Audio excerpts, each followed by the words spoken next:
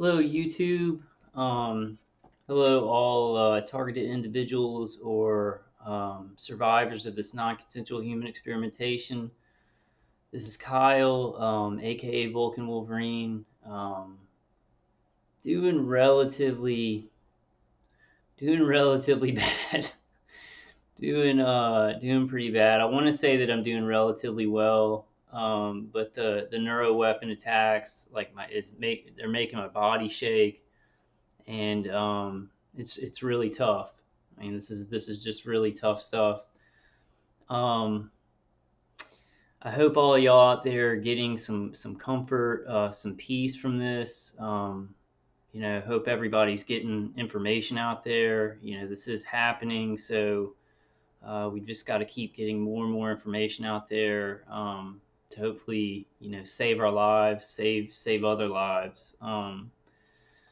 Our body is just about to just collapse. But I wanted to put out as much information as I can because I just wanted to put out as much information as I can. I kind of only have enough energy to like read 2 articles tonight, and then this weekend there's a really long article that I wanted to go through um, that I'll do this weekend. But before I start it, I guess before I start this video, I do want to start it with a prayer. In the name of the Father, and the Son, and the Holy Spirit, in the name of Jesus Christ. Dear Lord, please give us strength. Please give us strength in mind and body. Please just keep the information coming out about this, what's happening to people who are being tortured and experimented on, harassed 24 hours a day. Please, quicken the ending of all this corruption as soon as you can. Um, but whatever's in your plan, please give us strength to get through it. Please give us miracles in our life, no matter what, and the strength to confront any kind of evil or challenge in our lives. Thank you for all the miracles that we do have in our life and all the loving, great people that we do have around us, our families, and the strength that you've already given us to get through many of these things that we've gone through. Thank you for the beauty in the world, and please, please just stop this evil and let beauty flourish. In the name of the Father, and the Son, and the Holy Spirit, in the name of Jesus Christ. Okay, guys, I just wanted to remind y'all at the beginning of this video, Dave sent me a text message, and I've been letting y'all know about this site to get his CD, his counter frequency CD. It really helps me a lot. For the last 2 nights, I've accidentally fallen asleep on my leather chair, and I got the ringing sound really bad in my ear. It started coming back. So I'd really just recommend it. I've actually got to send some out to some friends. I'm trying to get the energy together to go get my butt on that, get to doing that. But yeah, I wanted to remind y'all about this. HTTPS //antisonitisv2k.com. And then you just have to pay for shipping and handling, and just try it out. Even if you don't think a CD can help you with any of this, I would really recommend at least trying it out for a couple of weeks. The Neuroweapons and the remote neural manipulation are a huge part of this. Our attackers get a resonance with our brain and our nervous system, and they can really up the pain levels. Even if they're hitting you with external microwaves, they can up the pain levels that your body is feeling times 100. So when I'm regular with the CD, listening to it, I feel a lot better. My mind feels clear. A lot of the visual injections and things like that, are better. Then I wanted to show you all this before I get started on the articles. I can't remember who told me about it. I can't remember, because I'd like to give credit to whoever found this. But there's actually a movie coming out in theaters 2018 called Gang Stalking. The the tagline, or the, whatever you want to call it, is ever feel like the whole world is against you? Well, maybe it is. And the director is Travis Clinton Lipsky. So it's a movie called Gang Stalking. It seems to be about what we're going through with our gang stalking. Um, has a big Illuminati eye, in the title screen. I hope that it's a movie. I mean, because it's coming out in theaters. I hope that it does justice to this topic and shows that it's really happening. However, I'm a little bit concerned that, in the movie, the person who thinks that they're gang stalked, it may look like they're gang stalked for the entire movie, and then flip around to where maybe they're mentally ill or something like that. I hope they don't do that. I hope they actually stick to the truth of the subject. But we'll see. So this is something, I mean, coming out in theaters, gang stalking. So lots of people talking about this, lots of stuff coming out in the media. Very, very hopeful. Um, and then I have two important articles that I want to read. It's kind of I'm going to try and do more, as much as I can, coming up, but I've just been feeling really shaky, guys, and a really low energy. And it's even kind of hard to talk. My attackers, well, I will tell y'all one thing. My attackers, like, give me a lot of pain over here in the left side of my jaw, like all the way up through my head and down here into my neck. And I do suspect that I maybe have an implant in one of those teeth, or in the jaw. But the other day, I just stopped everything because I was feeling so much pain, and I listened to a lot of music that I really liked in my youth. Rap music with heavy beats. Some other stuff, just music that I really liked and resonated with. And I listened to pleasing music for like 2 or 3 hours just straight, and a lot of that pain in my jaw was really reduced. So pleasing music, I know we've all heard it, but if you're just feeling, you feel like the pain is unbearable and it's not stopping, stop. If you don't have Dave Case's CD, just stop and listen to music that you really like. It really does help to kind of cut off um, that entrainment, that radio receiver signal that our attackers have with our brain and our nervous system. That's the biggest. I think that's the priority that I would say is cutting off that link up, because they're linking up and they're trying to make that link stronger. The electromagnetic resonance with our brain and our nervous system, and the more that they link up and make that link stronger, the more pain that they can give you, the more they can mess with your perception, the more that they can, manipulate visuals, manipulate parts of the brain. Um, okay, so I'm going to read this, but give me 1 second, guys. I'm just feeling extra shaky, but I needed to make a video, and I just felt like I can read two important articles till I can get my energy levels up, and then maybe, try and branch out and do some more creative things on the videos. But I feel like this is important information to get out. This is also from the Defense Systems Information Analysis Center. I mean, this is like the DoD funds, this journal, this online journal that collects other journal articles to put out information about directed energy weapon systems, to put out information about research and development. So a huge thing, and I think something that maybe we as targeted individuals have been tricked on a little bit is we're like, oh, it's all hidden, because the mainstream public is saying, well, you don't have any proof, or whatever they say to just wash this away so they don't have to deal with it.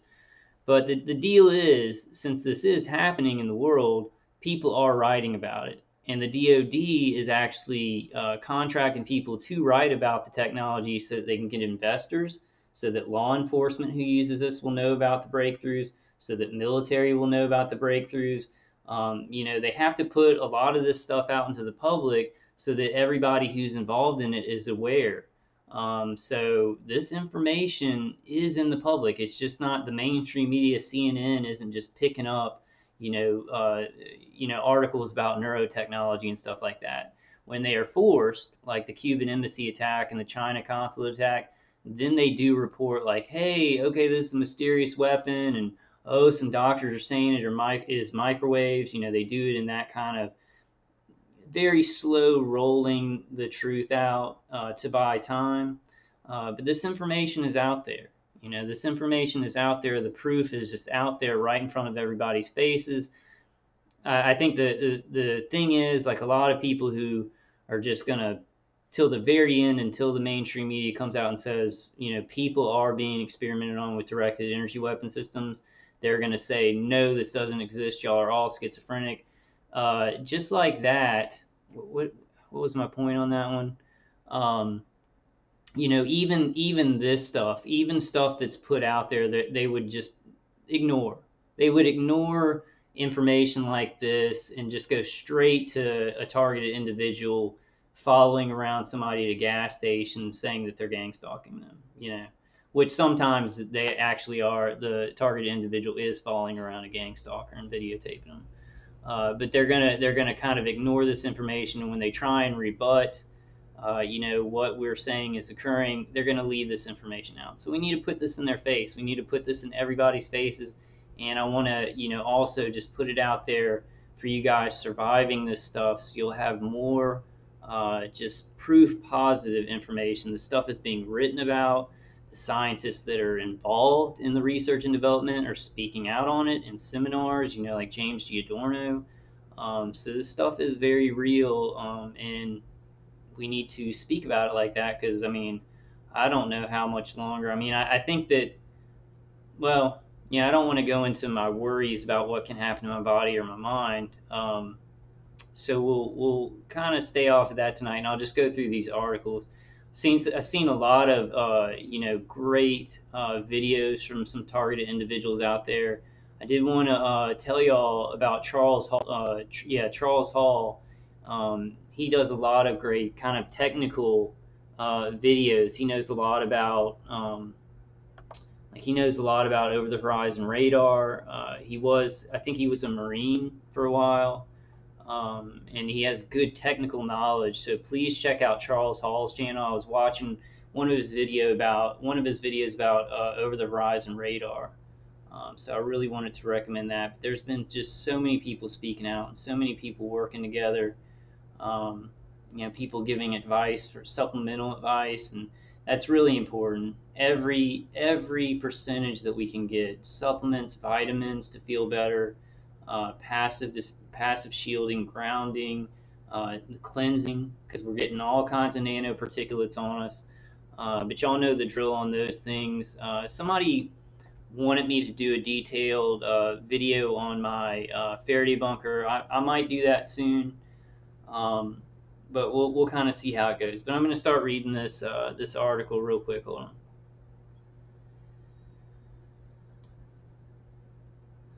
Just kind of trying to hold it together. I had Dave CD on today. So Dave Case of CD on. It was being played by my computer. And then, I had like the go-to movies. I had like some cheesy horror movies playing that I didn't really have to hear, so I could listen to Dave Case's CD. And then in my right ear, I had my headphones from my PlayStation 4, and I'm playing it. I'm just putting all these different external inputs to ignore my V2K and my targeting. Sometimes that gets a little bit too much. It's just doing it over and over again. But I am alive. As everyone who's watching this, if you're targeted, you are alive. And where there's life, there's hope. There's hope. Things look a little bit bleak to me lately. God has always put it in my heart to get information out.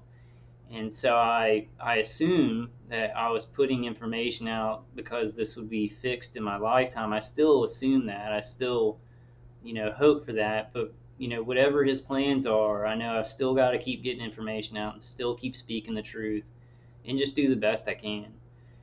So guys, we just got to do the best we can, enjoy as much beauty in the world as we can, pray and hope for change that is coming. It's coming.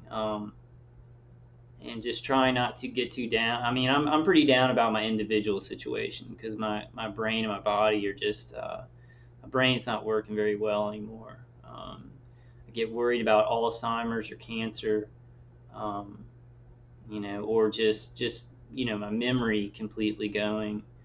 Um, but we can't worry about those things. We've got to just work with what we still have. Tons of beautiful people on the conference calls and targeted individuals I talk to. This is the only fight that's worth fighting for me because I know how awful and evil it is and how much it hurts. So, this is where I am. And this is where, if you are a survivor of this is where you are too. And it's a big, big, shitty, corrupt, lots of money system that's doing it to us, and a lot of scared people. And whenever a society becomes more tyrannical, and violent, people get more fearful and compliant. So that's kind of what we're dealing with, and it's happened in history many, many times. It hasn't happened with this kind of technology and with this kind of, I wouldn't say ignorance. I guess I would say ignorance, but not really at the fault of the people who don't know about this stuff.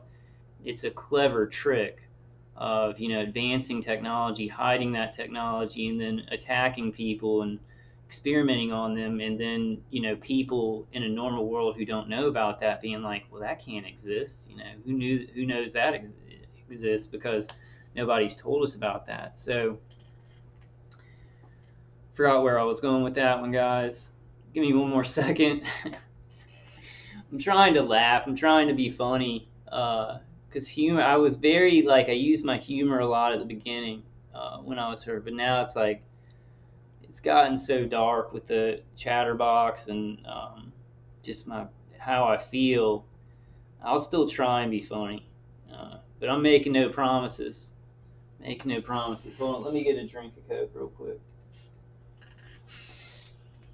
Just a lot of trouble breathing.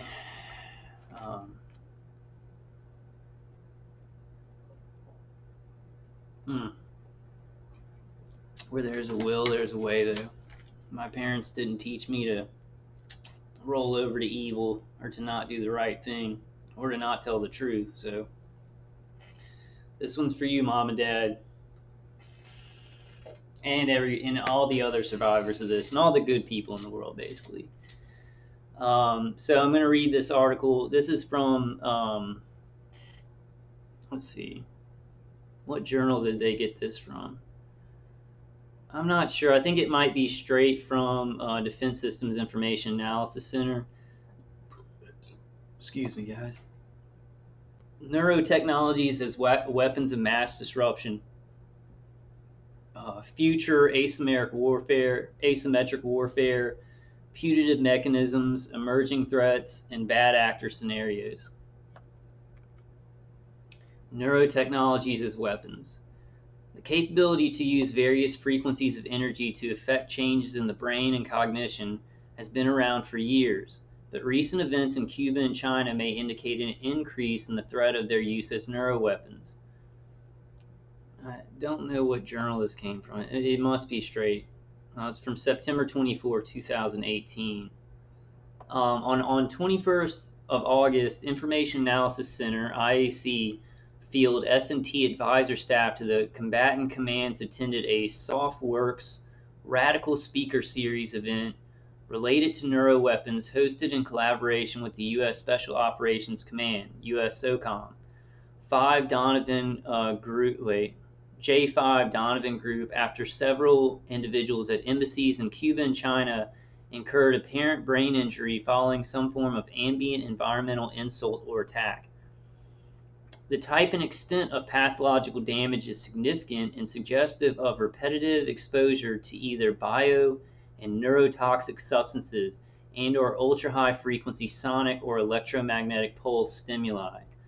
This could represent an emerging new threat vector for global conflict. this is propaganda, guys. Even though they're talking about it, they're propagandizing, because everybody in the armed forces and branches of the DoD knows that this has been used for a long time, knows that it's been rolled out into mass production, knows that there's mass research and development on it. So saying it's this new threat, and people may be just using it offhandedly, other intelligence agencies of other countries, that's propaganda and lying. So I just wanted to make that clear. That is propaganda. Um, Speakers presented information on neuroweapons as an emerging new threat for global conflict. Discussions focused on neurotechnologies as weapons of mass destruction, WMD, or asymmetric warfare assets, emerging threats, and scenarios. Threats discussed included biologic, neurotoxic, and/or ultra-high frequency sonic or electromagnetic pulse (EMP) waves. The target audience was U.S. SOCOM, other Department of Defense, and U.S. government law enforcement agencies. The event consisted of 4 presentations. Links for the videos are presented at the end of the article. Number 1, acute presentation of an acquired neurosensory syndrome. Michael Hoffer, MD, FACS, professor of otolaryngology and neurological surgery, University of Miami.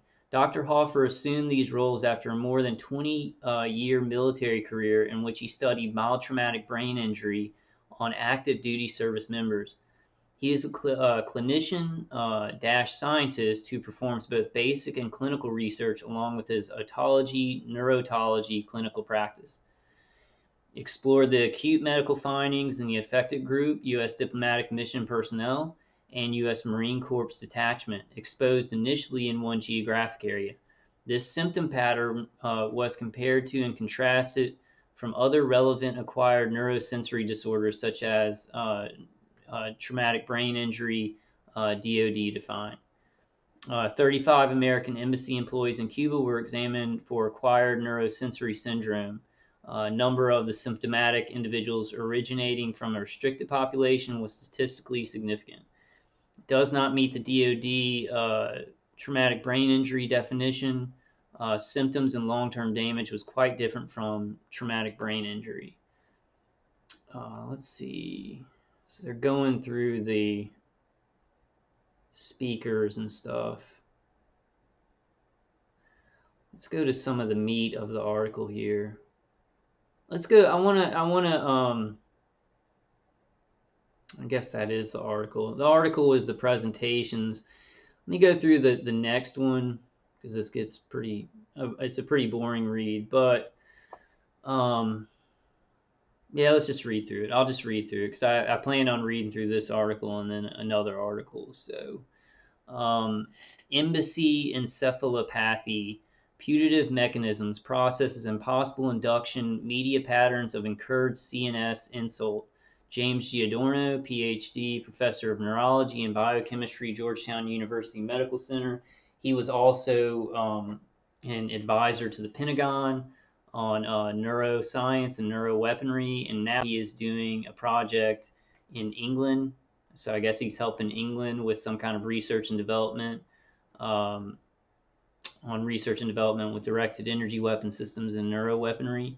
I don't know what he's doing there, but I would guess they're experimenting on innocent civilians, because that's what they're doing with this weaponry. Prisoners too, people that they've taken to Guantanamo Bay, people in mental institutions and things like that. But then also just normal citizens out in the field. I guess they call it field research and development. We call it horrible terrorism. Okay. James Giordano is all up in this.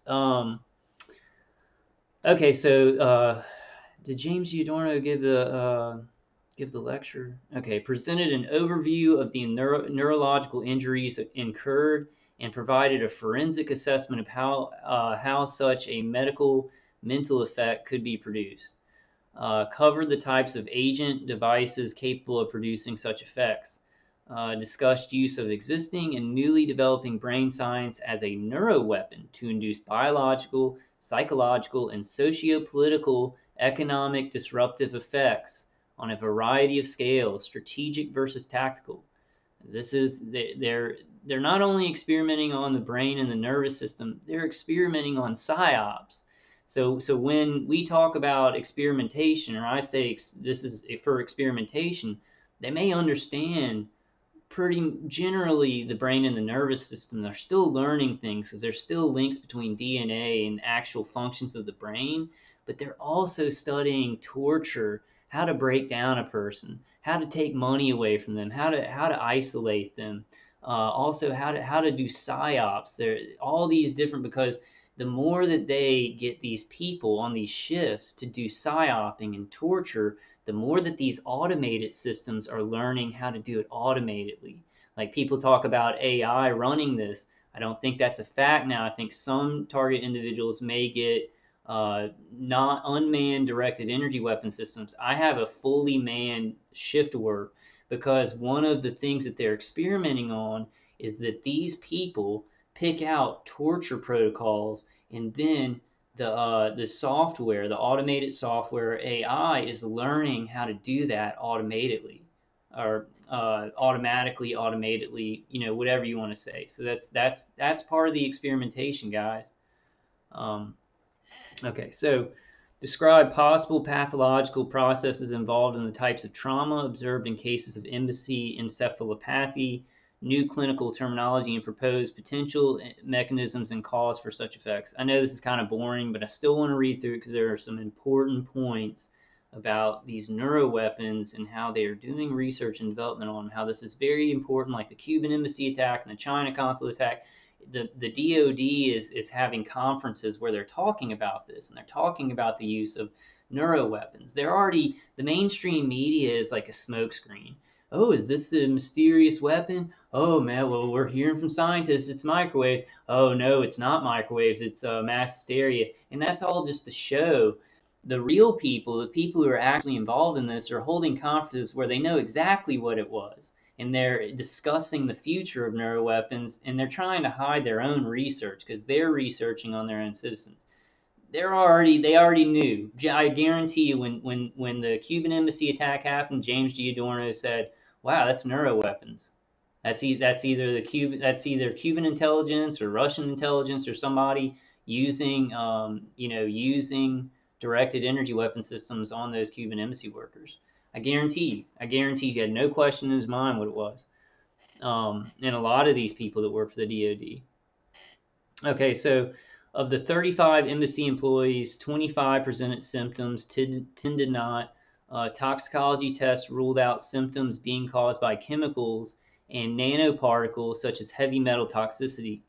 Only other known causation is exposure to acoustic energy at subsonic less than 20 hertz and ultrasonic greater than 4,500 hertz.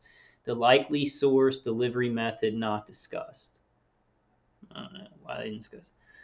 Exposure to acoustic energy of these frequencies can propagate to the brain through the ear, hearing system, drum, cochlea, etc., with the focus of targeting long-term permanent brain effect versus damage to hearing short-term symptoms. Scientific insights toward understanding the Cuba exposures, history, and initial results. This was Carrie Balaban, PhD, professor of otolaryngology in the School of Medicine. So otolaryngology, I guess that's all this stuff, your ears and your throat and stuff. Secondary appointments in neurobiology, communication sciences and disorders, and bioengineering, and the director of the Center for National Preparedness. Presented a summary of a facet of the Office of Naval Research, Code 34, Noise-Induced Hearing Loss Program.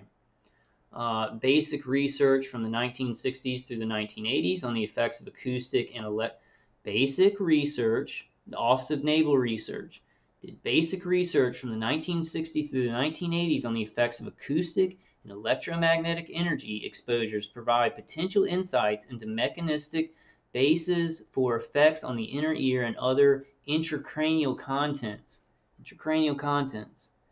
So That's an admittance that through the 1960s and the 1980s they were doing testing. The Office of Naval Research was doing testing with acoustic and electromagnetic energy exposures. Who do you think they were doing it to? Just animals? Does anybody really believe that they were just doing it just to animals? Now they've experimented on probably hella animals, but they are also experimenting on humans. Now that experimentation has flourished and been mass produced, and now people in their homes are being experimented on and exposed to this directly. I don't know why because I know most of you guys, your people experiencing this. So I'm just, it kind of, I guess take it as this guys that are experiencing this, and you understand. This is a good way to talk to people about it. Oh wow, brain just went blank. um, when you have proof, to just show it and speak sarcastically because it's so logical and it's so happening, and it's ridiculous for any other conspiracy theory about mass hysteria or new schizophrenia is emerging in the world. That's ludicrous. So that's kind of a joke, guys, but I'm just trying to get it out there. If you're somebody who understands this, don't take that personally that I'm saying, hey, look at this. This is happening. I kind of just want to say it that way. Um, it comforts me. All right, guys. Resonance and amplification of acoustic source energy is plausible via physiological pathways. Okay, so resonance and amplification of acoustic source energy is plausible via physiological pathways. Presented research data showing proof of transmission and amplification. Commercial off-the-shelf devices can produce exposures of interest. Presented information on COTS technologies that emit acoustic energy in the frequencies of interest. Speculated on the ease of modification to these devices to cause the presented symptoms. So the neuro future, emerging technologies, actors, and geopolitics. James Canton, PhD, Chairman and Chief Futurist, Institute for Global Futures.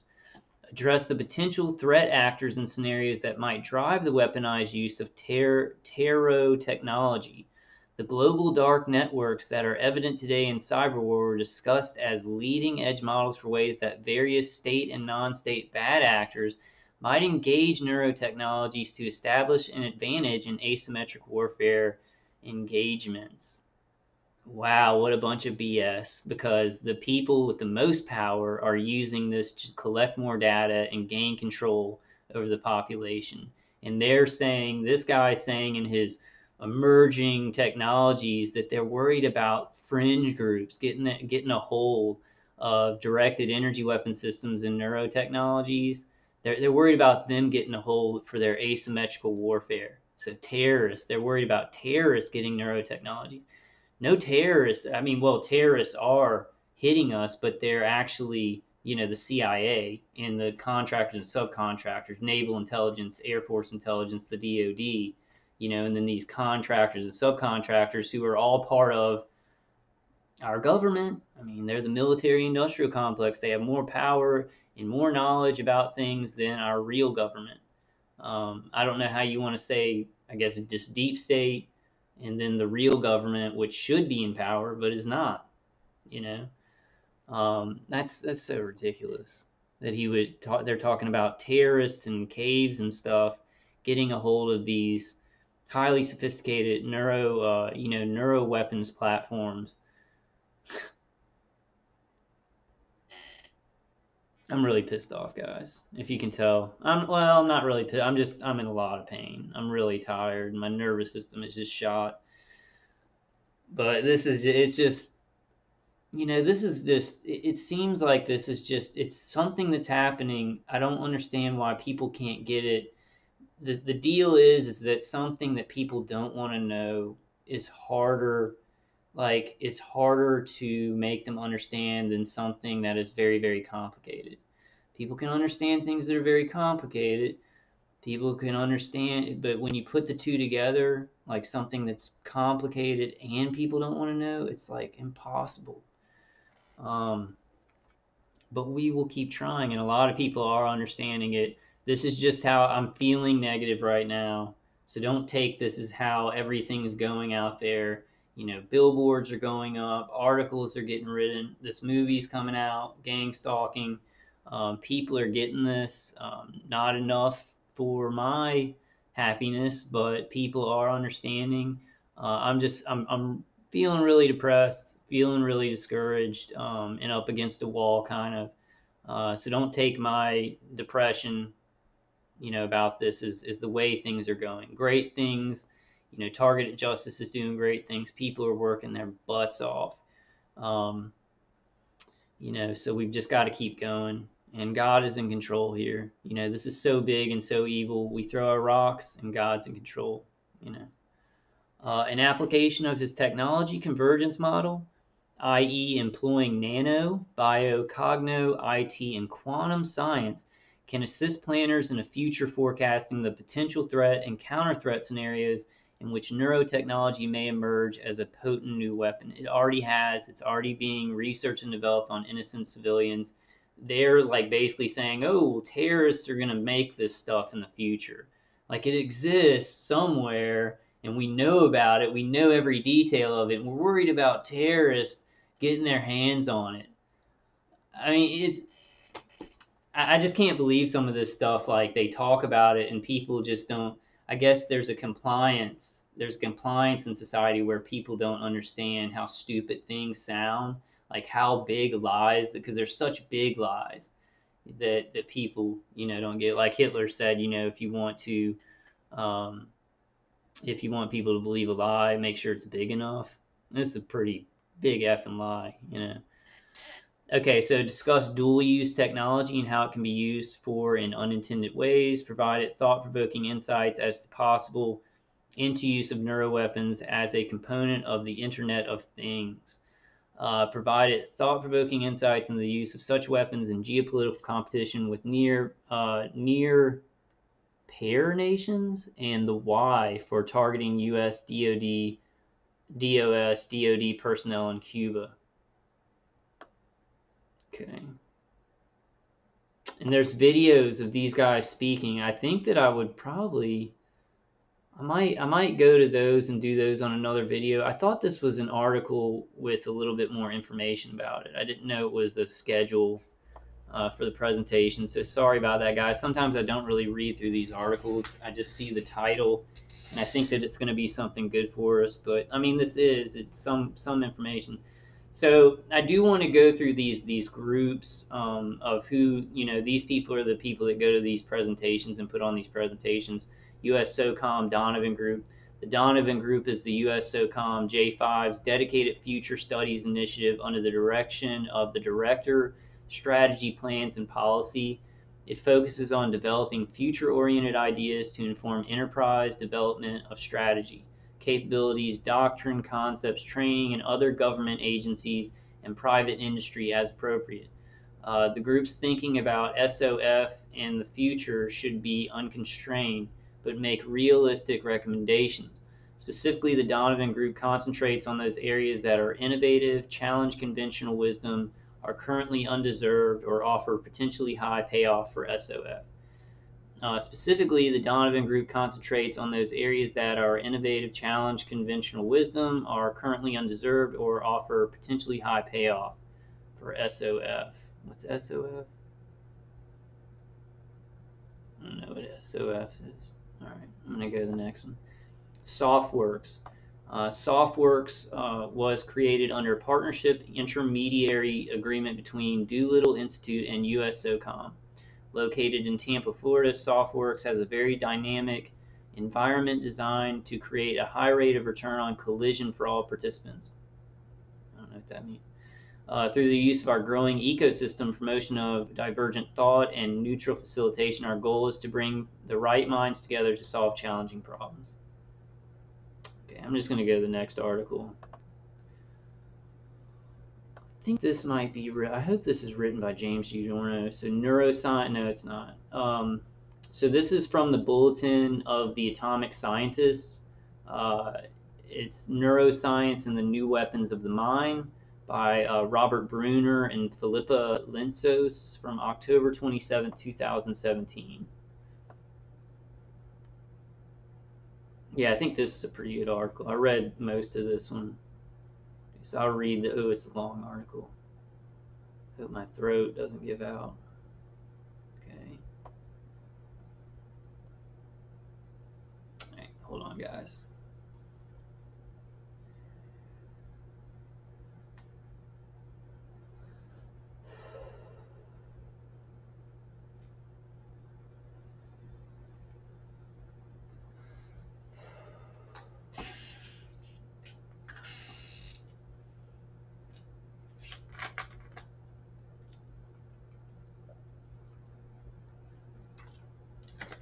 Okay, in between this, I do want to tell y'all, I just saw this. It's something new that I got. I take a lot of supplements, and then I take kratom and CBD oil. But I got these calcium soft chews. We all need to be taking calcium and potassium iodide. I think that's common sense for most survivors of this. Our calcium channels and our potassium channels are being damaged in our body. So I got these calcium chews. They're 500 milligrams. I take like 3 at a time. Vitafusion. So I've been taking these. Been feeling a little bit more less stressed out.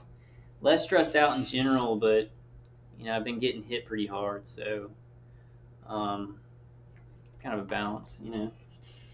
Okay, so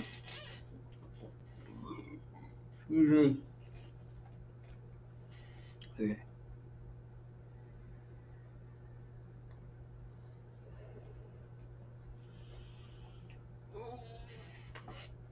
Okay.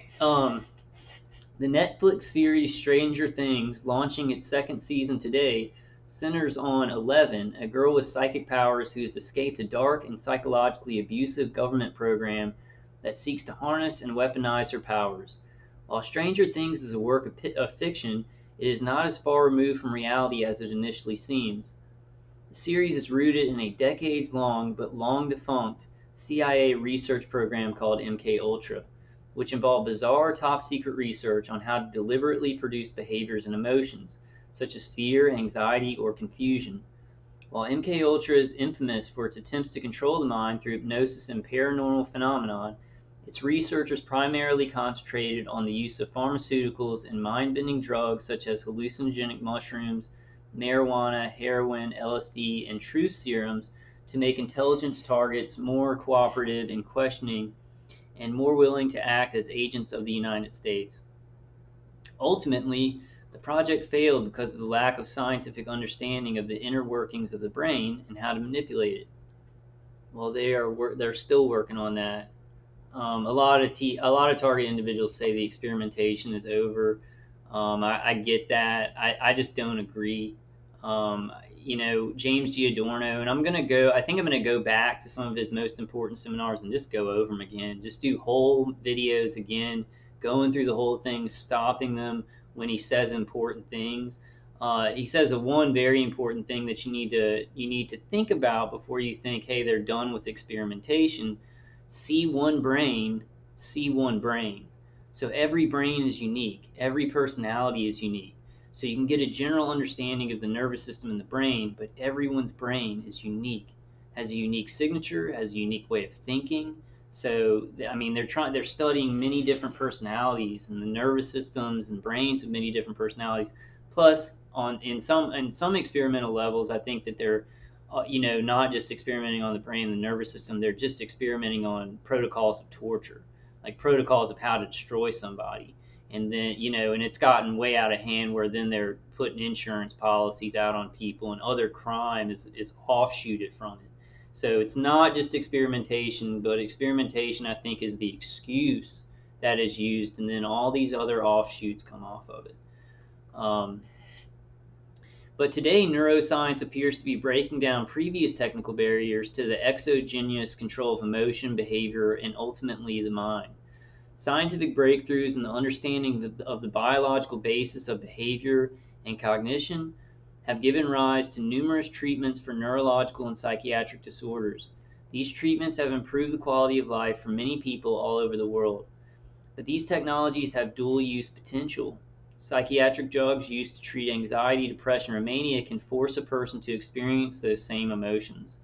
These drugs work by returning overactive and underactive neural signaling associated with mental disease to normal levels. The same principles, however, can be used on healthy individuals to manipulate their brain chemistry and change their behavior and emotions. These drugs can be used on individuals as a form of psychological torture, or could be deployed on the battlefield to quickly incapacitate or change the emotions of a large group.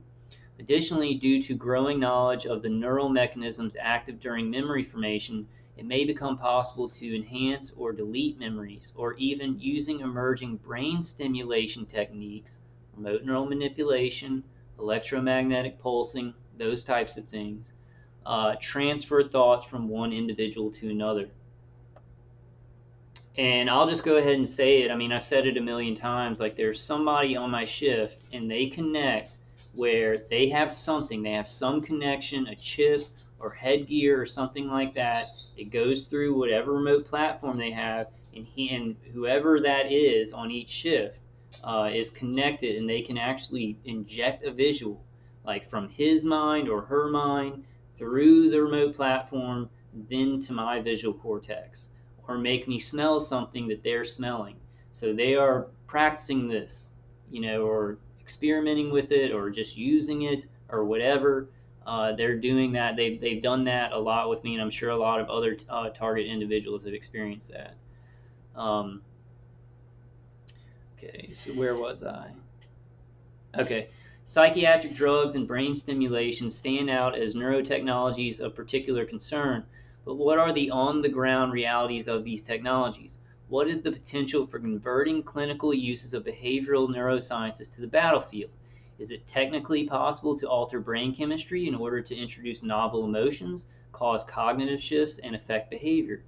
Yes, but endeavors to biochemically or electrically control the mind for military benefit will likely fail for the same reason that similar attempts under MK Ultra failed. Neuroweapons are extremely difficult to operationalize in practice.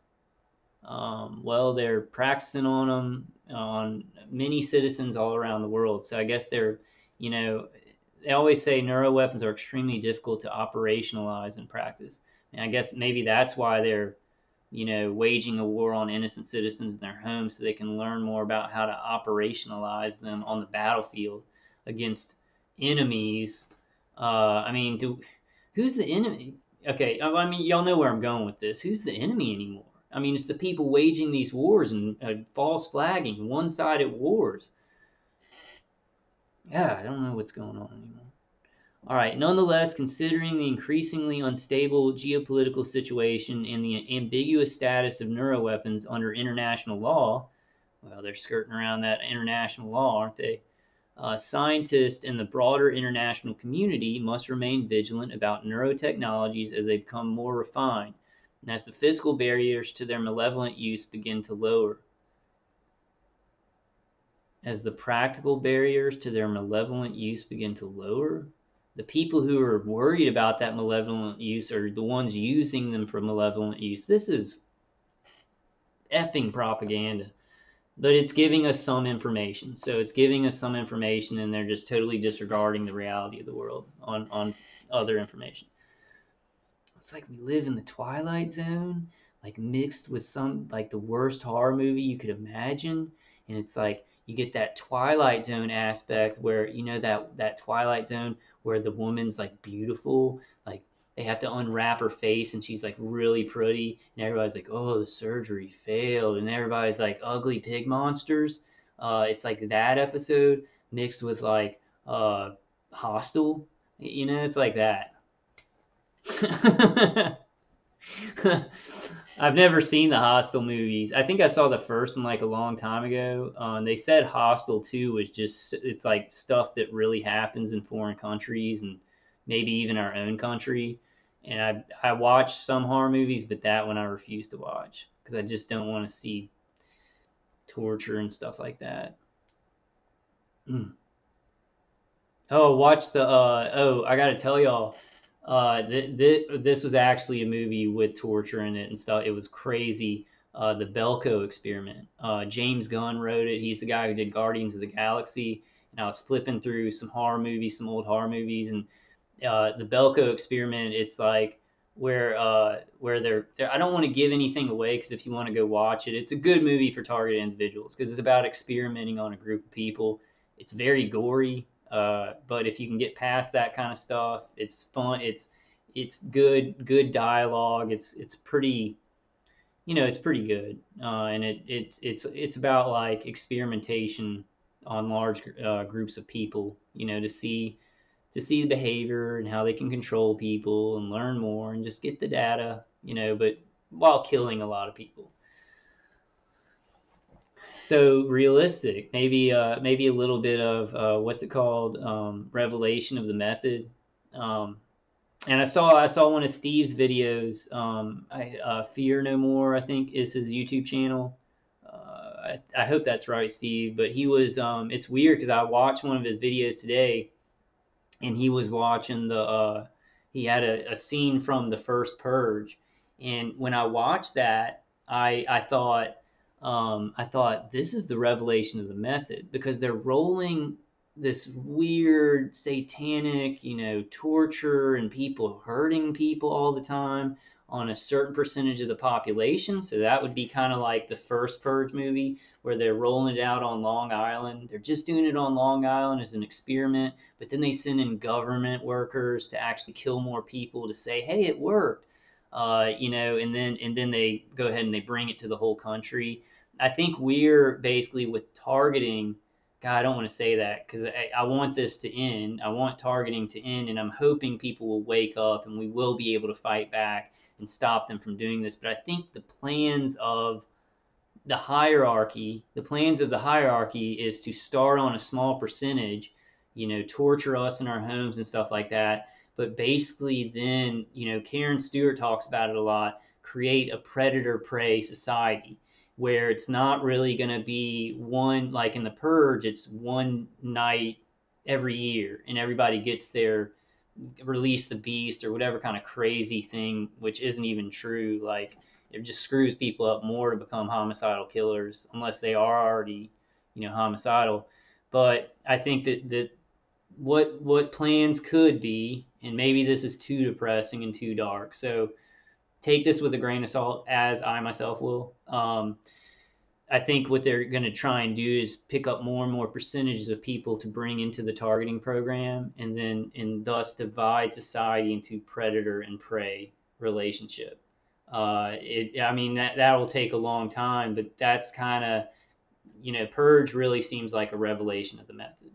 And these people, this hierarchy, I do believe that a lot of Masons are involved in this, a lot of Zionists, a lot of people with very occultic beliefs, the mystery Babylon, and they have to let us know what they're doing. Not really let us know like, hey, we're killing all y'all and we're experimenting on people. They don't have to let us know in any way that people would act.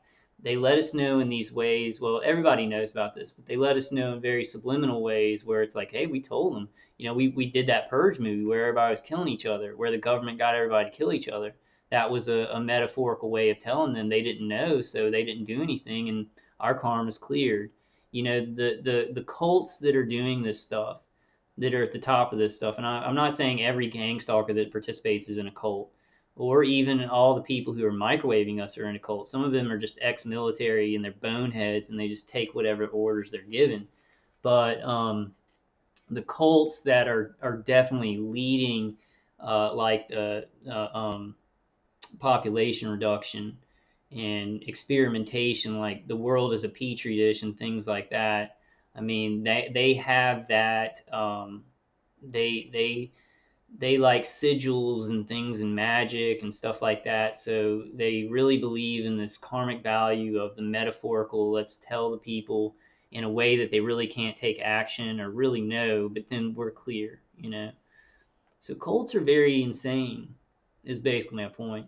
But the Purge movies, like I watch those and it's a lot like this. Like this is a different it's different, but the same intentions and what it's doing to people is the same. If y'all get what I'm saying, it resonates with this situation. And I hate, the movies are very. It's like the worst horror movie I've ever seen because, like, when you have been tortured by people, when you've been tortured by people, and people in society are ignoring it, and there's these scary things happening. I think you're the worst horror movies that you can see are ones where people do crazy things because you realize how real that is.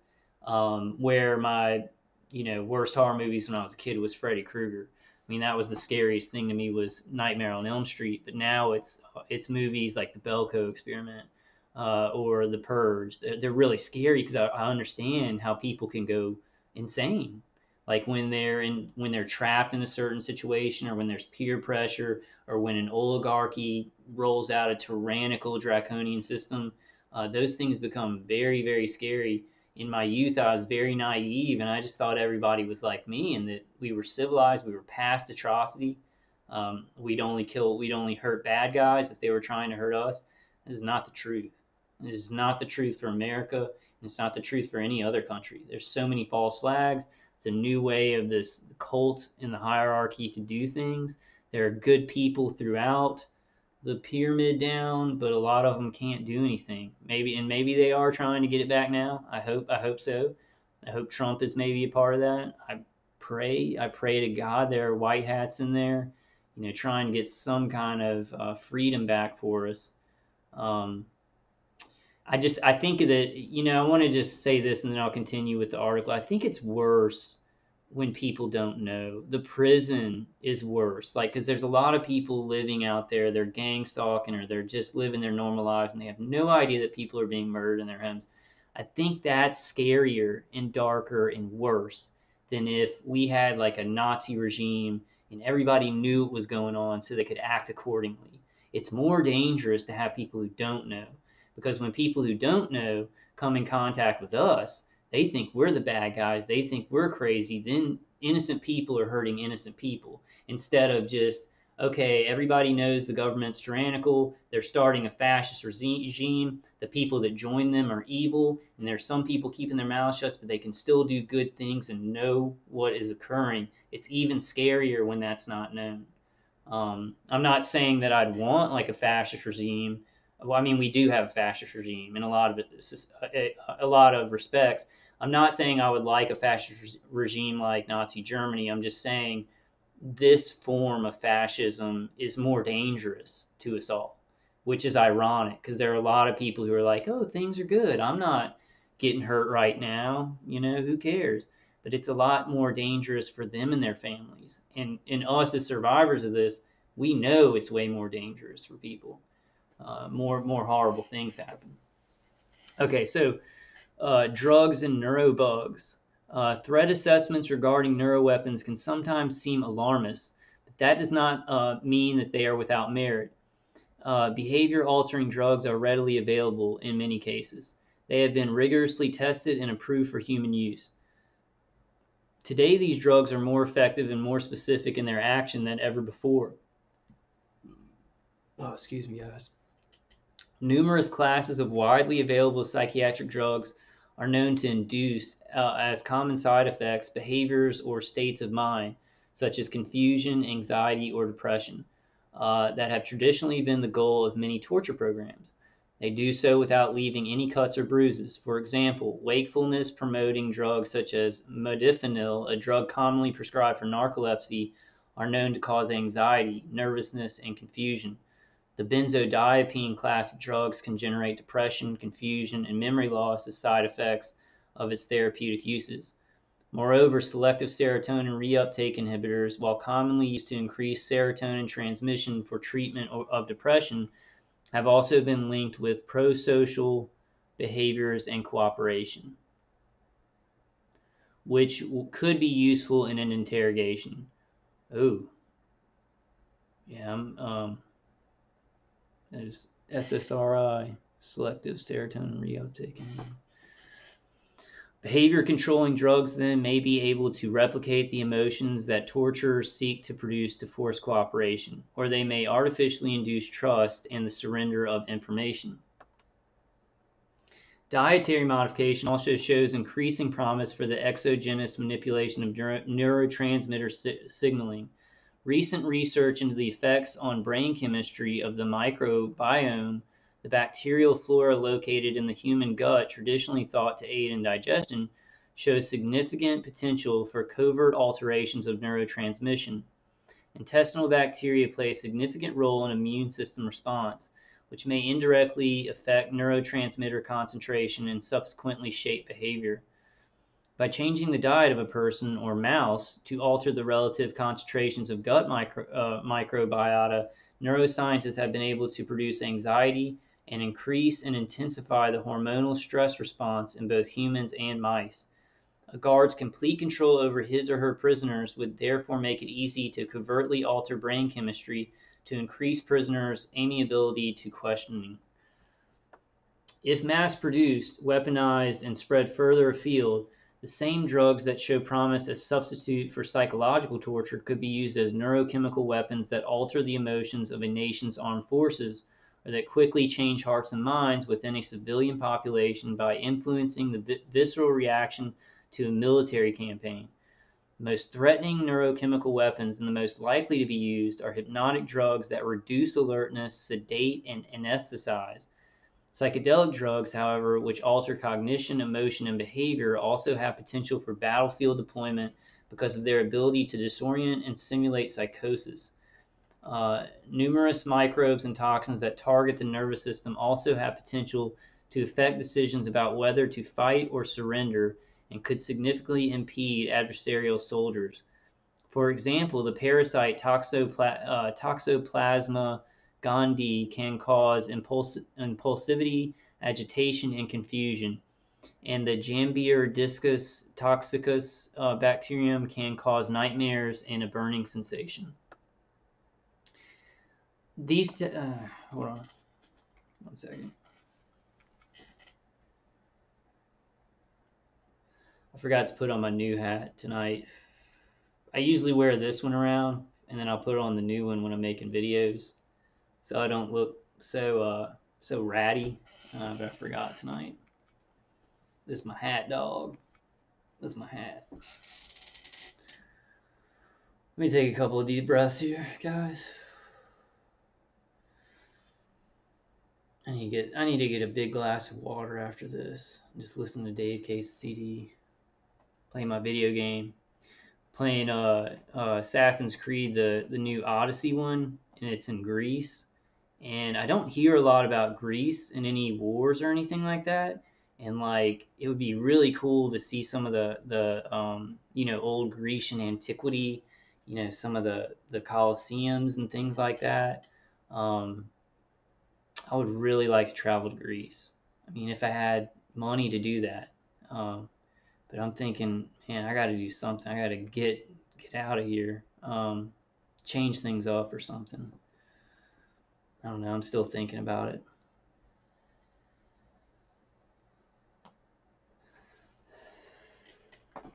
Okay. So these technologies, while promising, are not fully formed. The desirable effects of these drugs are side effects of a main action and never are fully guaranteed. Additionally, drug dosage and an individual's medical and family history play important roles in the efficacy and final behavioral outcome of neurochemical manipulation. Problems experienced by MKUltra drug researchers underscore the difficulty of operational deployment. The drugs used by MKUltra researchers to inspire trust, elicit truths, change closely held beliefs, or alter memories had unintended effects that ran contrary to the goals of their use. For example, the truth serum scopolamine and sodium pentothal, as well as LSD, made subjects drowsy and unable to answer questions. Drug suspects would often spew fiction as well as fact. Often people interrogated with these drugs. Oh, sorry, I got an itch. Actually, man, I gotta shave so much. My mustache itches. My nose a lot. And I'm sorry for touching my face or anything, guys. It's not a gang stalking thing. I just have a really itchy face and I'm kind of nervous. Like, especially right now, I'm kind of nervous. I touch my face a lot. Um, so it's not gang stalking or anything like that, I promise. Okay. Disclaimer. Disclaimer. Drug suspects would often spew fiction as well as fact. Often, people interrogated with these drugs would become extremely susceptible to subverbal cues from their interrogators, and on realizing they had been drugged, would then harden themselves against the effects of the drug and against future questioning. Today's drugs face similar challenges. They often involve unintended effects that people experience differently depending on their individual physiology and medical history. Oh, wow.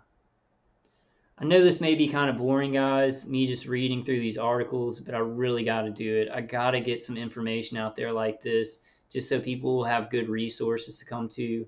I know a lot of people, well, a lot of people like to read. You know, a lot of targets like to read, but just for people who aren't going to read this stuff, so we can get some good terminology, and also for non-targets that maybe are stopping by my channel, maybe few right now, but hopefully as we move forward, these videos that targeted individuals have made, and a lot, I mean, some of my videos have gotten really good views. Some targeted individual videos have gotten major views, tens of thousands of views, if not hundreds of thousands. But when this, when people start realizing, whoa, hold on, got to figure this out because this is real, then these videos, people are going to come back through that are not targeted individuals. I think that's a definite. So I want good information to be here that people can get, that we have already, so that we're armed with good information. Knowledge is power. We see knowledge as power because people do not have knowledge about this in our society. And our society is weakened. People are being murdered, and then people are calling them crazy or whatever.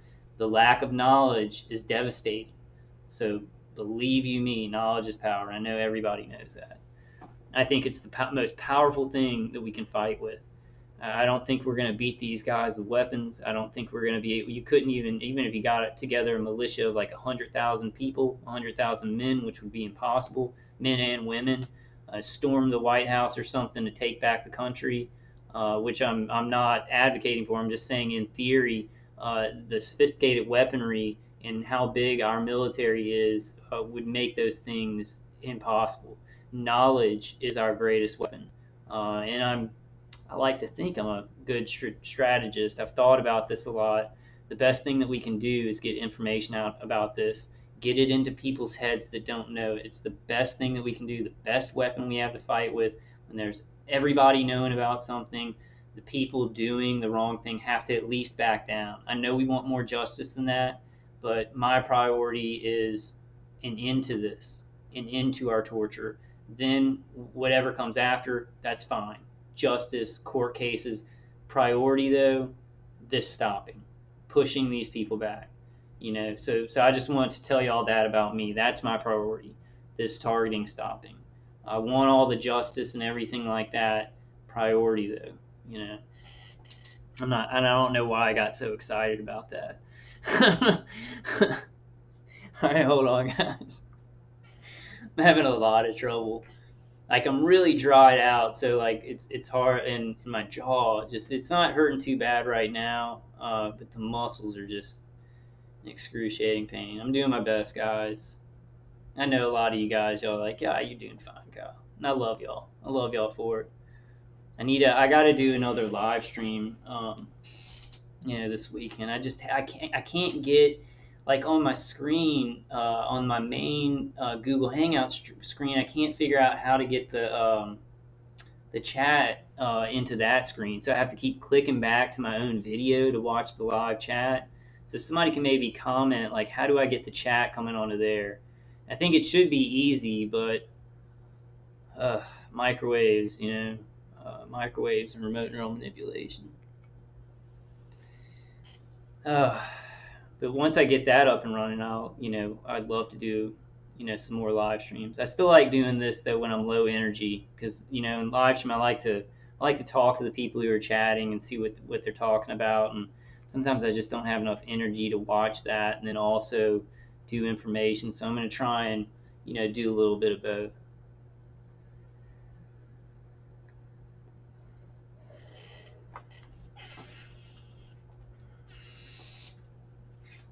Okay, where was I? Yeah, I think I was right there. There is no such thing as a wonder drug, and just as the clinical treatment of a psychiatric disease requires a prolonged regimen of trial and error to find a medicine that treats the symptoms of a disorder without producing unacceptable side effects, an interrogator must go through a protracted process to identify a drug that produces usable emotions. These problems are compounded when a drug is to be administered to a large group. An incapacitating neurochemical attack must be disseminated in a manner such that people of varying heights, weights, and medical histories receive the same dose. If a person receives too low a dose, he or she may not experience the desired incapacitating effects of the agent. Too high a dose may result in death and limit for the non-lethal benefits associated with this weapon class. This dissemination challenge has yet to be overcome. Of stimulation and spies. Okay, now this is the part where they're talking about, I think, electromagnetic weapons. They talk about it a little bit in the article, but then we're talking about psychiatric drugs and the LSD and stuff like that for MK Ultra. Of stimulation and spies. Brain stimulation, with its ability to alter the electrical conduction patterns of neurons, is another technology showing increasing potential for military intelligence applications. How is it showing increasing potential?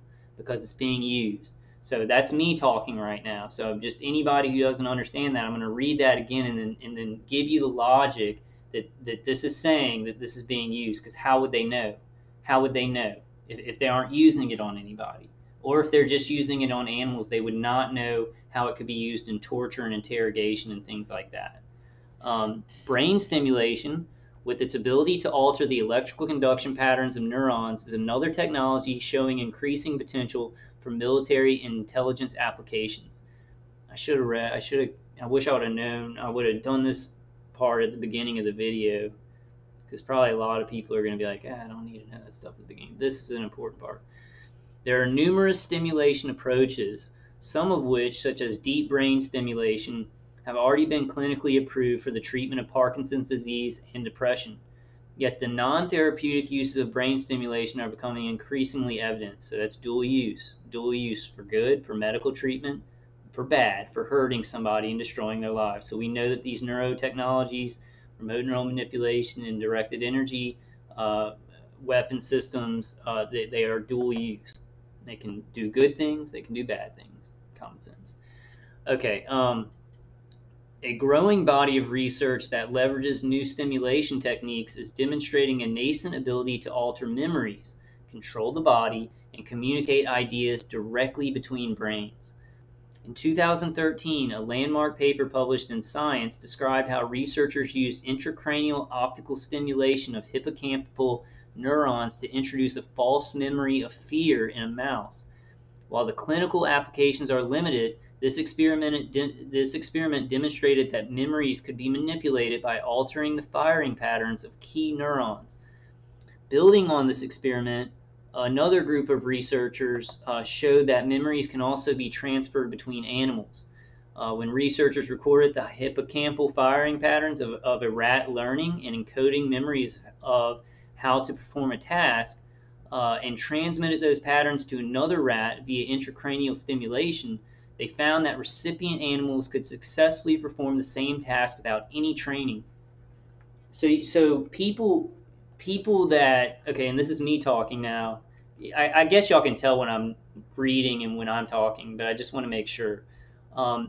So people that are like, why would they do this to somebody? Why would they, attack somebody with directed energy weapons, blah, blah, blah, and use so many resources?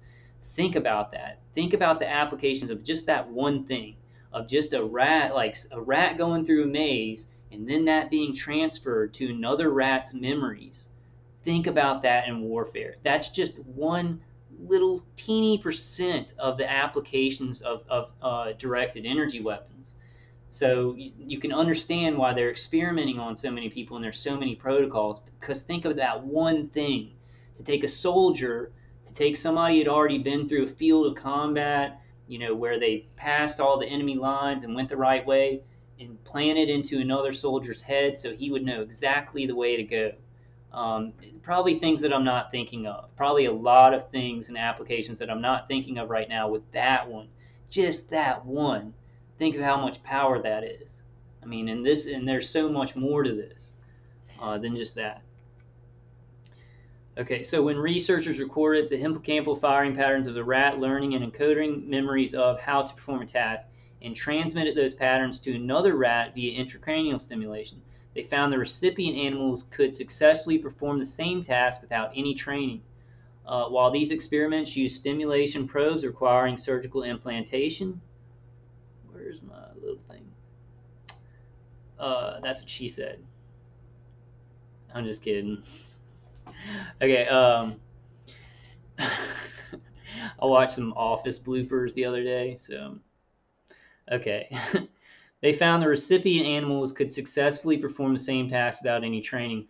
While these, sorry, I made myself laugh, guys.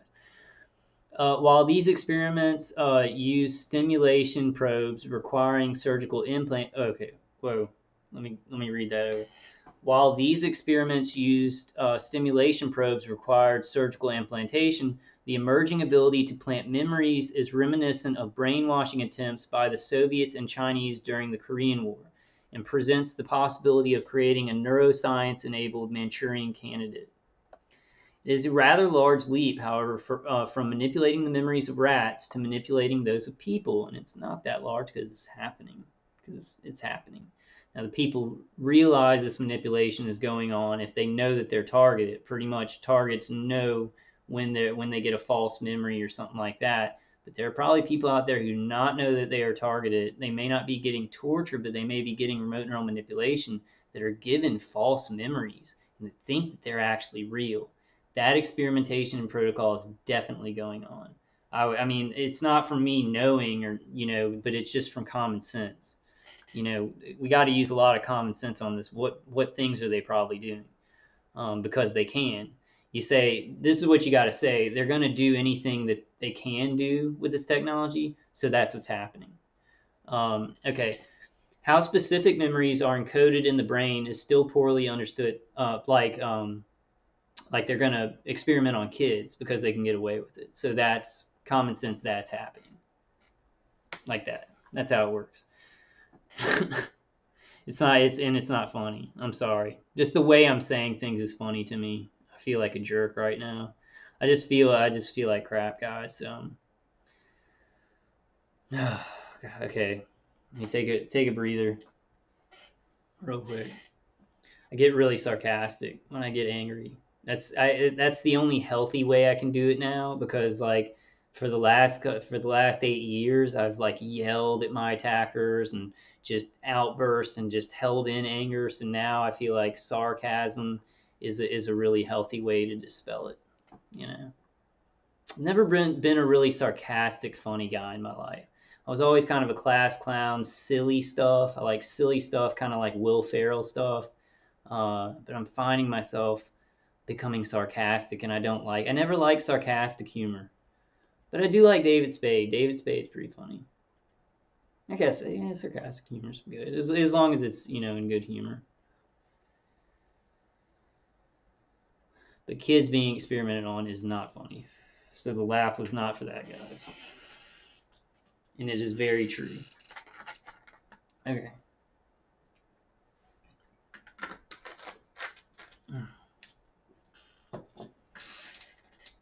Okay. How specific memories are encoded in the brain is still poorly understood. And while the memories of animals have been successfully manipulated, the methods used in these experiments are not amenable to use in humans. So I guess maybe this article they may not know. They may not know as much, but I kind of think it's propaganda. To talk about it a little bit, but to say, oh, well, this hasn't really been used on humans or something. The task that scientists had rats complete so they could observe the processing and storage of memories, are not representative of the complex interplay of cognitive processes that contribute to a human memory, nor of how people use memories to form belief in moral systems. It would be extremely challenging to extract from one individual a specific firing pattern associated with a complex memory and transfer it via electrical recordings to defectors or potential spies and compel them to act against their own interests. Of potentially greater impact are emerging stimulation approaches such as transcranial magnetic stimulation and transcranial direct current stimulation, which non-invasively alter neural transmission. The enhancement of memories through these two techniques is more plausible than through the more invasive brain stimulation approaches described previously. Several groups have used the two techniques to enhance short-term working memory and speed of recall. Nations have shown interest in using such techniques to enhance the cognitive capabilities of their forces, though the offensive applications are minimal. The two techniques also ostensibly provide new approaches to linking brains together in brain-to-brain networks, which are showing a nascent ability to control the body and influence the mind. In a seminal brain network experiment, excuse me, guys, electrical activity correlating to motor movements associated with communication, for example, mouth or tongue movements to form syllables and words, was recorded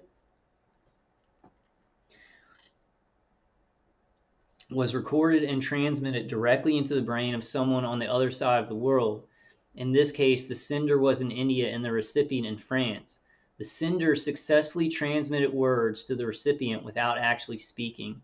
Using the same technology, a group at the University of Washington demonstrated that a sender can share sensory information with a recipient to facilitate cooperation in video gameplay, using a paradigm in which only the sender could see the monitor, but the recipient had control of the game. The sender could communicate to the recipient when he or she needed to fire a missile at a fictional alien spaceship invading Earth. So that would have to do some with forced speech. Like forced speech, I think, is done that way, where a sender is like actually saying it, and then they make you say it. There's one woman on YouTube, and I wish I remember.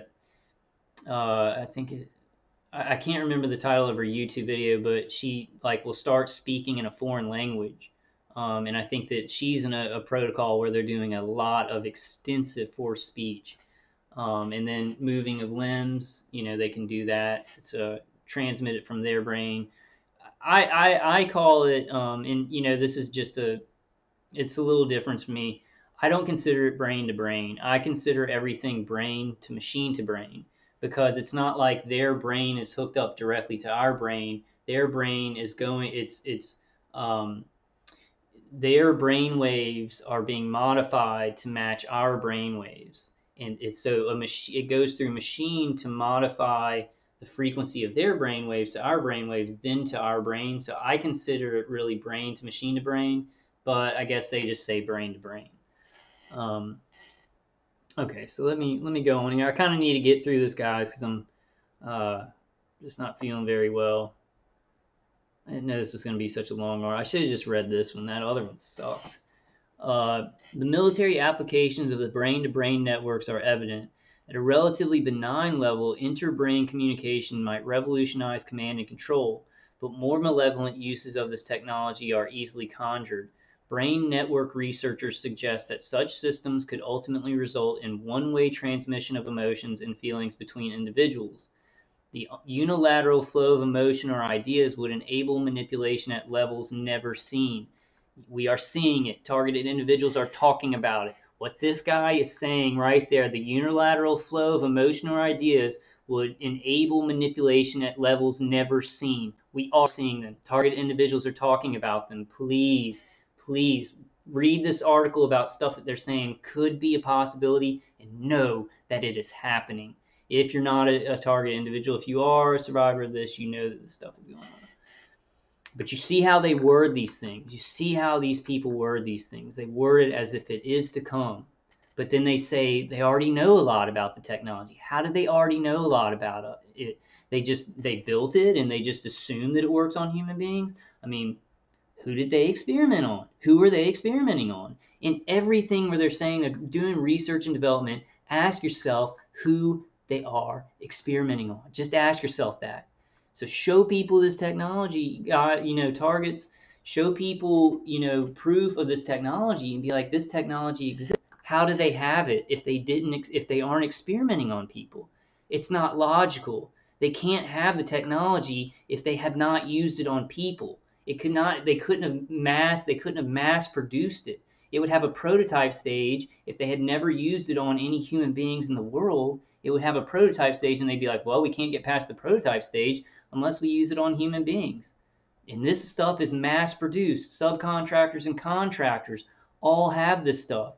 So logically, ergo, common sense, they are experimenting and have been experimenting on human beings for a long time. Logical. It's logical. It's not a leap. Okay. I don't know why I'm not getting mad, but I'm getting loud. So I kind of need to wrap this up, guys. I'm in a weird mood right now. I'm gonna get through this. We're gonna get through this. We're gonna get through this. We're gonna get through this. Okay. The unilat. Okay, so I already went. If a person unwittingly became a recipient in a brain-to-brain network, planning thoughts would theoretically become quite easy. And there are people out there who, do not know that they are being targeted. They're not being necessarily tortured, but their thoughts are being manipulated. So they get a thought in their head to do something, or that they don't like somebody, or they do like somebody, or they want to go to this place or to that place, and they think it's their thoughts. There are those. There's a big percentage of people in the world who are going through that protocol. And what's it called? It's called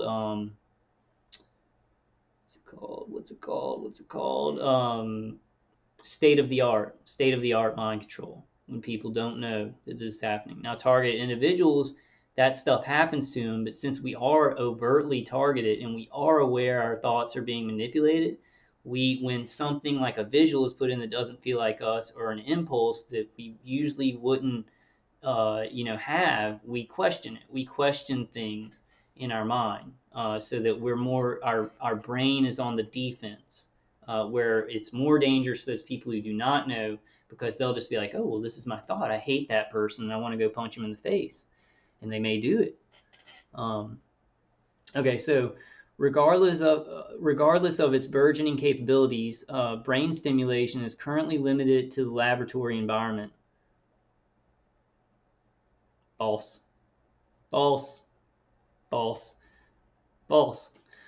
Brain stimulation experiments involving humans, such as those described above, are by design divorced from the real world and are not generalizable to operational environments. False. Just a straight up lie. A multitude of factors, stimulation, intensity, duration, location, must be controlled to yield marginal changes in neural stimulation. Stimulation of deep brain regions still requires surgical placement of probes, further complicating military use. They implant people. They implant people. They implant people. And they have nanoparticulates and nanotechnology. And they're using those things on everybody. I think everybody has some form of nanotechnology in them, at least in the United States. I'm not sure about other countries, but I would assume a lot of the Five Eye countries do. Those are catalysts to where this electromagnetic energy, sees your body as a dirty circuit board. Your body conducts this stuff and absorbs it much better. It just sucks how this is propaganda. Like they're like, okay, yeah, we have this technology's already made, obviously, so it's obviously been used on humans, and they're like, oh, but it's not used on humans, definitely, because that would be immoral. And the CIA and the contractors and subcontractors, they never do anything immoral. That MK Ultra thing that is always talked about, where they just did experiments and destroyed people's brains and their lives, that happened, but they're not doing that anymore, right? No, they're not doing any of that anymore. Yeah, right. Okay, so moreover, the extent to which these methods affect unintended regions of the brain is currently unknown. And they are definitely learning about that. This experimentation may already, know basically, how to affect all the regions of the brain. Well, they probably do. But they're studying unique. All of our brains are unique, so they're studying that. I hate. Okay, I'm not going to go into that. It's just like I'm talking about this stuff. It's so real and it's so urgent, but I'm just like, man, people who have not gone through this, it's sci-fi. Maybe not anymore. Maybe I'm wrong. Maybe that's a doubtful thought, and maybe people are smart enough to have learned about this right now and how dangerous it is. So I'm just gonna say those are Kyle's doubts right now. Kyle's feeling a little bit depressed, and things are probably better than they seem. Let's say that. Let's say that. Okay. Moreover, the extent to which these methods affect unintended regions of the brain is currently unknown, and brain stimulation's long-term effects are likewise unknown. Boom. That's in okay. So I have to say something on this point. I wish I would have just done this part for the video because I have a lot that I want to say on this. For a long time, that's what I've been saying. The fact that we are experimenting on and it doesn't stop, like, for, it is planned till the end of our lives. It is planned. A lot of targeted individuals in the past, they have died while still being targeted. My hope is that we will not go through the same thing. That we, people watching this video right now, that we will prevail, that this will be pushed back. But I want to say that the reason why there's a lot of reasons why they experiment on us and don't stop, because that's how mental illness works, and they want to line this up with mental illness. That's the purpose of it. Well, not the purpose of it, but they're experimenting, and then to discredit us and to make people think that it's not happening, they have to line it up with mental illness. That's a huge protocol of this. That's number one. Make you look crazy. That's number one. Then comes torture the hell out of you and all that stuff. Maybe not in that order, but that's one of the reasons why we're getting experimented on for our whole lives, or why that's the plan. I'm hoping that's not going to be the outcome. I'm hoping that we'll stop this. But one of the reasons why that's in the plan is because that's also something they're experimenting on. You see, so maybe some people who are like, oh, experimentation's over. They've got to do a whole bunch of long-term experimentation for people's lifespans to see the consequences, the complications of brain stimulation through an entire life. Because they're going to want. I think in the future they're going to want technologies that people have all the time. They have electromagnetic energy kind of coursing through their brains that can turn on and off computers, a neuro society, and a lot of targeted individuals talk about that. But that's one of the reasons they plan to experiment on us and torture us for our whole existence, is because of that. They want to know the long-term effects.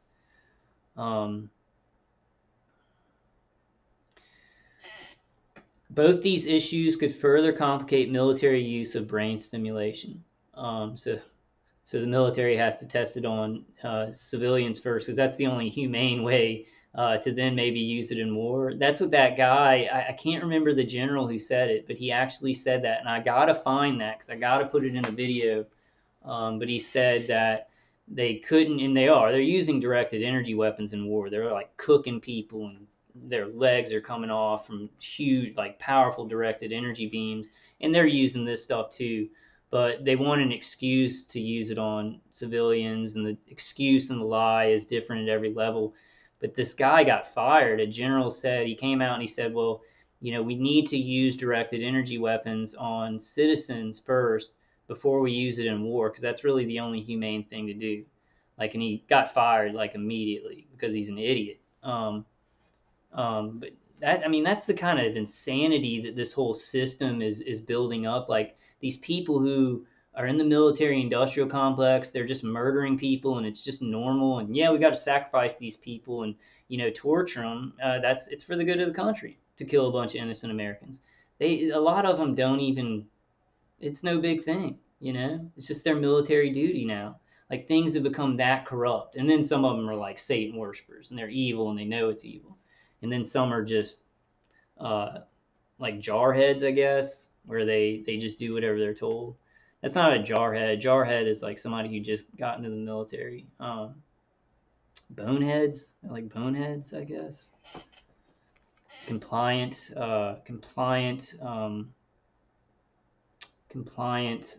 puppets, with guns and directed energy. Okay, I keep losing my place, guys. All right, I'm going to try and get through this article so I can close it out. Moreover, the extent to which these methods affect on it, okay. Both these issues could further complicate military use of brain stimulation. As with pharmaceutical manipulation of brain chemistry, it is neither easy nor currently feasible to use brain stimulation to manipulate and control human beings in a predictable fashion. That's also propaganda and lies. They're working on protocols, mass protocols. Listen to targeted individuals. We know. Is mind control back in vogue? Ugh. Make no mistake, neuroscience can be misused to alter emotions or memories, covertly implant ideas, or cause cognitive shifts. However, significant technical challenges remain. Again, operationalizing neuroweapons is extremely difficult. Yet, while it is unlikely that promises of mind control will be realized by neuroweapons anytime soon, it would be naive to assume that approaches to behavioral control will not become more refined over time. Obstacles to behavioral control also present themselves to psychiatrists treating disease, and as better psychiatric treatments continue to be pursued, barriers to the malignant use of neuroscience will lower. Well, let's hope so, because it's being used in awful malignant, like malignant is a very polite word, satanically horrifying, treasonous, murderous ways to innocent people and their families who did nothing and actually are really good people who can offer tons of stuff to their communities, tons of leadership qualities and intelligence. And these horrible, horrible people who have no brains and do whatever they're told or worship Satan, and these contractors are doing this. So hopefully the malignant use will lower by the people who are like saying they've got to learn more about it because some terrorists in caves are going to use it. It's just it's like such a joke. Like, is Alan Funt behind my door? Like, I think Alan Funt may be behind my door. He's going to pop out and say, "You're on Canada, Canada." This all has to just be a joke, right? Okay. Neuroscience can be weaponized and deployed by actors willing to expend the time, money, and resources necessary. Let me read that again. Neuroscience can be weaponized and deployed by actors willing to expend time, money, and the resources necessary. Now let's think about who has the time, money, and resources necessary. Time's up, military-industrial complex of every country. Now that's a complicated little tree there of how they all work in conjunction, but I just say military industrial complex. They have the time, they have the money, and they have the resources.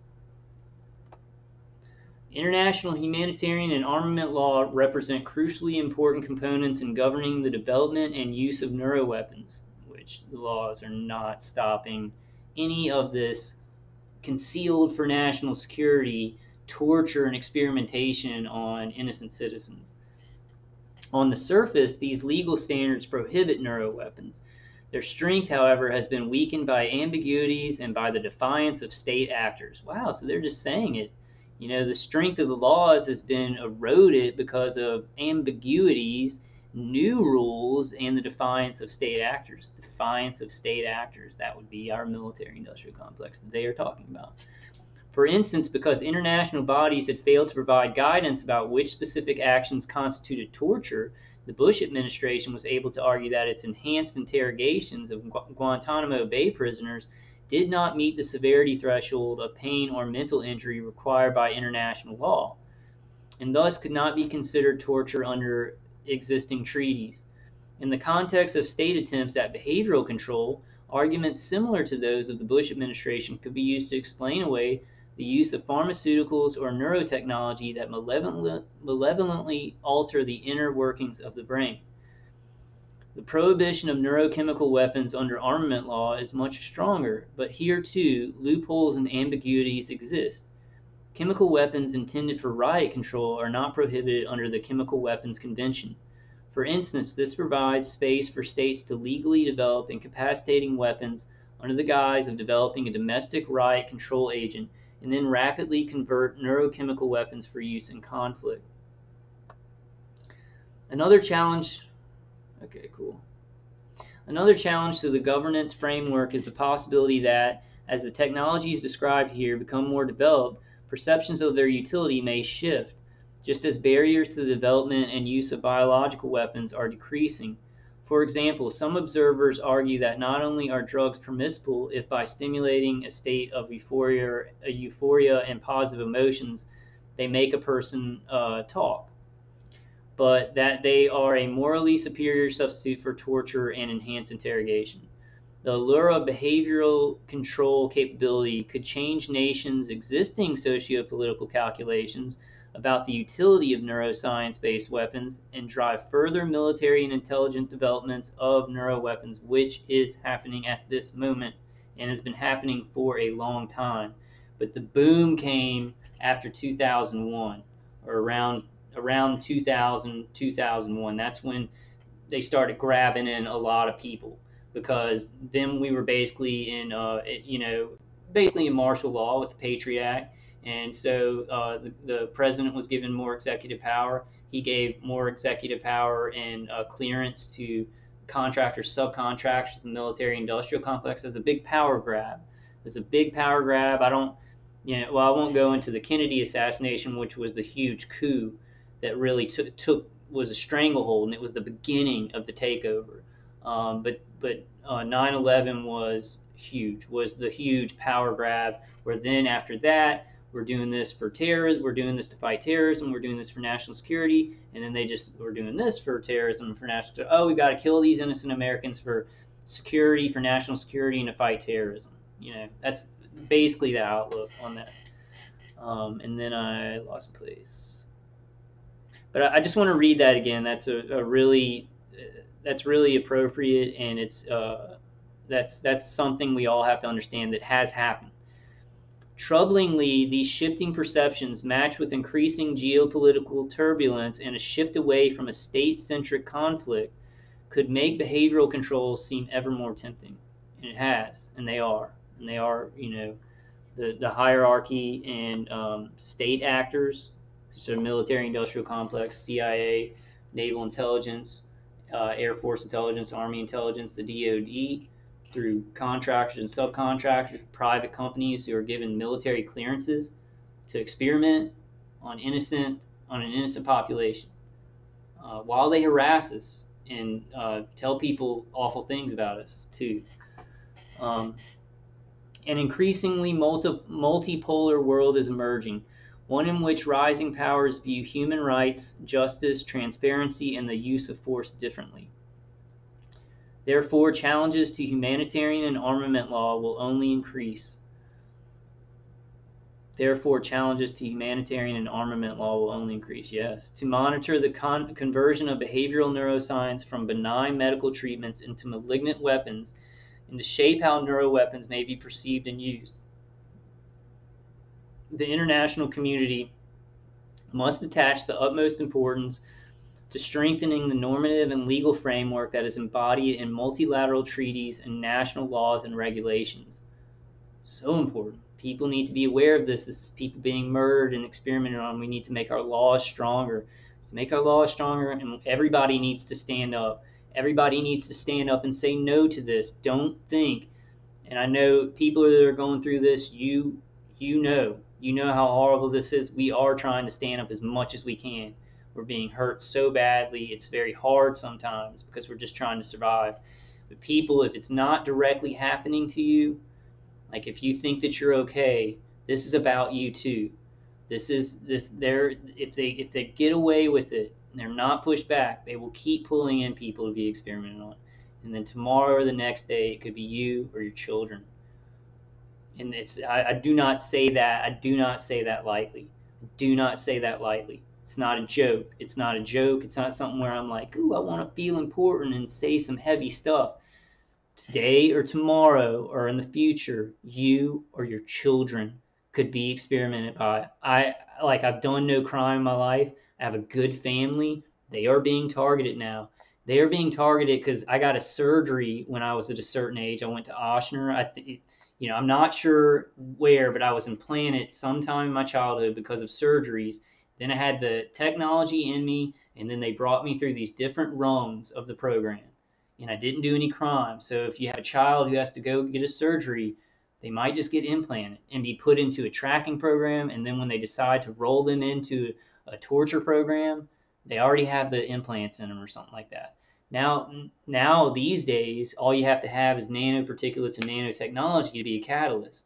So you don't even have to have an implant. And if you live by somebody who's evil and wants to do this, and you're a good person, and they have access to this program, they can tell the program whatever they want about you and then just start attacking you. They can lie. So this is for all of us, guys. This is a video for everybody. I know mostly people who are surviving this are watching it, but I just got to say, in case there are people here, this is important. Definitely don't be one of those people who's like, haha, those crazy people.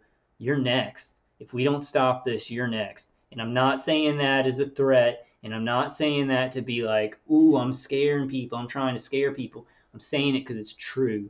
If we don't stop what these people, whatever we put up with, whatever society puts up with, that's what our hierarchy is going to do at this point in time. At this point in time, and how our government's run and how the military-industrial complex is connected to it, at this point in time, whatever the majority of society puts up with, that's what they're going to get away with. And then they're going to say, what else could we get away with? How many more could we get away with? So trust me, people that are like, oh, those target individuals, they're insane. Unless you're a community-placed agent, if you're a real citizen who just doesn't believe in this is concerning you. This is concerning the whole world. Like, this has to be used for good purposes. It has to be, watchdog severely. People must know about this stuff. The military has done enough research. It's done enough study. It can use this stuff weaponized to fight a bunch of innocent people overseas, which I kind of, think that because I know too much about false flags and how I've been turned into a villain in my own country to think that people there go, oh, Iran, they're all evil. I don't know. I have no clue. Like, we get a one-sided argument. Like, I've heard that Iran has no nuclear. I'm not going to get into all that right now. But false flags, keep that in mind. In the theater of war, one-sided war is where everything's at right now. Saying somebody's bad that really doesn't even care about us or is really even doing anything, and then going after them, or creating something like ISIS or creating something like Al-Qaeda, and then later on saying, oh, that's the boogeyman. False flags. We live in a false flag culture. I'm sorry for getting off track here. I'm almost done, guys. Therefore, challenges to humanitarian and armament law will only increase. To monitor the conversion of behavioral neuroscience from benign medical treatments into malignant weapons and to shape how neuroweapons may be perceived and used, the international community must attach the utmost importance to strengthening the normative and legal framework that is embodied in multilateral treaties and national laws and regulations. I wanted to say it again. Actually, I didn't know. Oh, no. Okay. The medical standards that doctors and scientists are obliged to uphold, as well as codes of practice and research ethics, must also be strengthened in view of the potential misuse of behavioral neuroscience. This last paragraph is the most important part of the whole thing. Wow. I wish that people were responsible, and that evil people who don't give a crap and are willing, the means justify the ends, have gotten this stuff, and they're breaking eggs to make an omelet. And a couple of the eggs are me and my family, and a couple of the eggs are you guys out there. I guarantee you that's how a lot of these guys in the military does. Got to break a couple of eggs to make an omelet. Got to kill a good percentage of the innocent American population to protect America, right? That makes sense. Right? got to murder a bunch of innocent Americans, torture them without end to protect Americans? It never makes sense. Does not make sense. So, I mean, most of this is for global control. It's not really to protect America. These countries aren't really, they're making this show about competing and stuff like that. But I really think that it's more of our oligarchy is collecting a lot of data for basically a globalist control.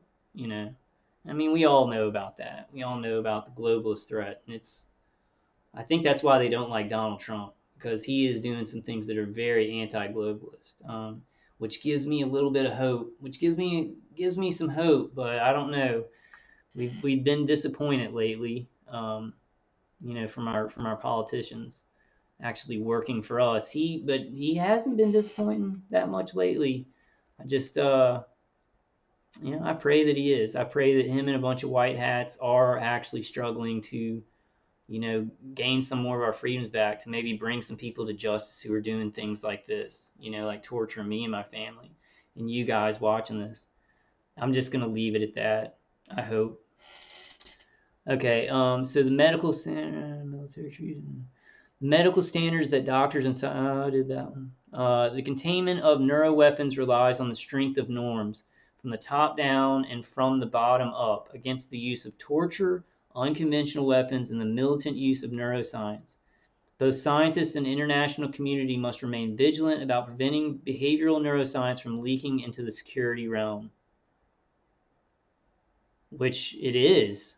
So we've got to get it out of the security realm, because it is already. Like NSA and DHS, fusion centers, and all this surveillance stuff is going along parallel with our torture and experimentation. Okay, guys. I'm getting tired. But thank you for watching the video. Please like, share, and subscribe. If you like the information I'm putting out.